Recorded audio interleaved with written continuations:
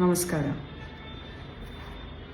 AK ബാലൻ മാറാട് വിഷയത്തിൽ പറഞ്ഞതുകൊണ്ട് 100% 101% ഞാൻ AK ബാലനോട് യോജിക്കുന്നു. കാരണം മാറാട് വിഷയം എന്നത് കോഴിക്കോട്ടുകാർക്ക് നമുക്ക് മറക്കാൻ പറ്റുന്ന ഒരു വിഷയമല്ല. കാരണം അത് അനുഭവിച്ചവർക്ക് മാത്രമാണ് അതിനെ പറ്റിയിട്ട് അറിയുള്ളൂ. കാരണം അന്ന് കണ്ടേ മുസ്ലിം വർഗീയതയുടെ വിത്തുകൾ പാകാൻ ഉപയോഗിച്ചൊരു സ്ഥലമായിരുന്നു മാറാട് കടപ്പുറം. മാറാട് കടപ്പുറത്ത്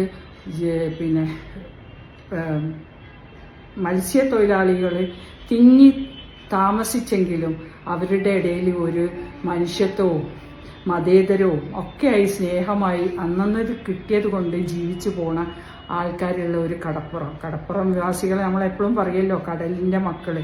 കടലിൽ നിന്ന് കിട്ടുക, അത് കൊണ്ടുവരിക, തിന്നുക, ഉറങ്ങുക, കടലിൽ പോവുക, ഇത് മാത്രം ആസ്വദിച്ചിരുന്ന ഒരാൾക്കാരായിരുന്നു അവിടെ ഉണ്ടായിരുന്നത്. പക്ഷേ ഈ ഒരു വർഗീയതയുടെ വിത്തുകൾ അവിടെ വിതച്ചതിൻ്റെ പിന്നിൽ ഏറ്റവും വലിയ പേര് വന്നത്, ഇപ്പോൾ നമ്മൾ കാരശ്ശേരി മാസ്റ്റർ പറഞ്ഞു ജമാഅത്ത് ഇസ്ലാമി അല്ല, ലീഗുകാരാണ്. ജമാഅത്ത് ഇസ്ലാമിയും ലീഗും ഒന്ന് തന്നെയാണ്. അതാണ് നമ്മൾ അറിയേണ്ട ഒരു കാര്യം. ഈ ലീഗ് എന്ന് ജമാഅത്ത് ഇസ്ലാമിയായി മാറിക്കൊണ്ടിരിക്കുന്ന കാലമായിരുന്നു. അന്ന് അതിന്റെ പിന്നിൽ പ്രവർത്തിച്ച ഓരോ കരങ്ങളും ഇന്ന് മുസ്ലിം ലീഗിന്റെ പ്രമുഖ സ്ഥാനത്ത് വലിയ വലിയ നേതാക്കന്മാരാണ്. ഈ കഥയൊക്കെ ഒരിക്കൽ ഞാൻ പറയും, സമയമായിട്ടില്ല. കാരണം കോഴിക്കോട്ടുകാരി എന്ന നിലക്ക്, ഇവരുടെ ഇടയിലൊക്കെ ജീവിച്ചെന്ന നിലക്ക്, ഒരു സമൂഹത്തിനെ കാണുന്ന, പ്രയാസപ്പെട്ട ജനങ്ങളെ കാണുന്ന ഒരാൾ എന്ന നിലക്ക് എനിക്ക് ഒരുപാട് പറയാനുണ്ട്. എനിക്കറിയാവുന്ന കുറേ കാര്യങ്ങൾ, ആരെല്ലാം മുതലെടുത്തു, എന്താണ് ഉണ്ടായത്. അപ്പോൾ ഈ ഒരു വർഗീയ വിഷം വിതച്ച ജമാഅത്ത് ഇസ്ലാമി ഇന്ന് നടത്തിക്കൊണ്ടിരിക്കുന്ന അന്ന് ചെയ്തു. അപ്പോൾ തീർച്ചയായിട്ടും അതിൻ്റെ പിന്നിൽ മുസ്ലിം വർഗീയവാദം തന്നെ ഉണ്ടായിരുന്നില്ല, അതിൽ ഒരു സംശയമില്ല. അതിൻ്റെ തീർച്ചയായിട്ടും ഈ പാവപ്പെട്ട മനുഷ്യരുടെ ഇടയിൽ വർഗീയത കൊണ്ടുവന്ന് അതിനെ അടിച്ചേൽപ്പിച്ച് മതമല്ല എന്ന് പറഞ്ഞാൽ ശരിയാവില്ല. മതമാണ്. ഷാജി പറഞ്ഞ തന്നെയാ സത്യം. മതം തന്നെയാണ് അവരുടെയൊക്കെ വിഷയം. അപ്പൊ ഈ വർഗീയത ജമാഅത്ത് ഇസ്ലാമി പല പേരിലും പറഞ്ഞിട്ട് വരുന്ന ഈ ഒരു പേര് ഇവിടെ വന്ന് ഇന്ന് അവരൊക്കെ ഒന്നിച്ചു. വോട്ട് ആർക്കാ ചെയ്യണത്? പാണക്കാട് കുട്ടി വരെ പള്ളിയിൽ പോവാന്ന് പറഞ്ഞു, സുന്നികളുടെ ഇടയിലുള്ള. അവിടെ വരെ ഈ ജമാഅത്ത് ഇസ്ലാമിന്റെ കാറ്റ് വീശി. അത് നമ്മൾ മനസ്സിലാക്കണം. അപ്പൊ ഈ ലീഗ് പോകുന്ന വഴി ഇപ്പൊ എങ്ങോട്ടാന്നുള്ളത് എല്ലാവർക്കും അറിയാം.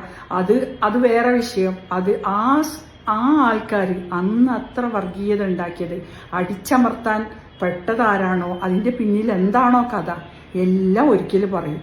പക്ഷെ ഇന്ന് ഞാൻ പറയണു, ഇന്ന് ഹിന്ദു സമൂഹത്തിനെയും സമുദായത്തിനെയും ഈ ഭാരതം ഒട്ടാകെ അടിച്ചമർത്താൻ വേണ്ടിയിട്ട് നടക്കുന്ന ജമാഅത്ത് ഇസ്ലാമി ഇപ്പോലത്തെ വർഗീയ വിഷങ്ങളെ കൂട്ടുപിടിച്ച് വോട്ട് നേടി ജയിക്കാന്നാണ് ലീഗും കോൺഗ്രസും ആലോചിക്കുന്നത്. അത് തന്നെ AK ബാലൻ പറഞ്ഞിട്ടുള്ളൂ, അത്രയേ പറഞ്ഞിട്ടുള്ളൂ. ഇതിൽ രാഷ്ട്രീയമല്ല. ഒരാൾ എന്ത് പറഞ്ഞോ, സമൂഹത്തിന് എന്ത് നന്മ ചെയ്യണോ, ഏത് നേതാവ്, ഡെമോക്രസിയിലെ ഏറ്റവും വലിയ ബഹുമാനം അതാ.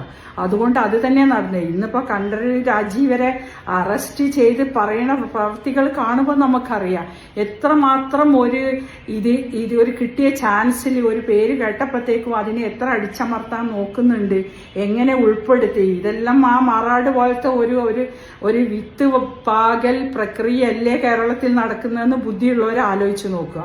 അതുകൊണ്ട് മാറാട് വിഷയം ഇടക്കിടക്ക് ഓർമ്മിപ്പിക്കേണ്ട.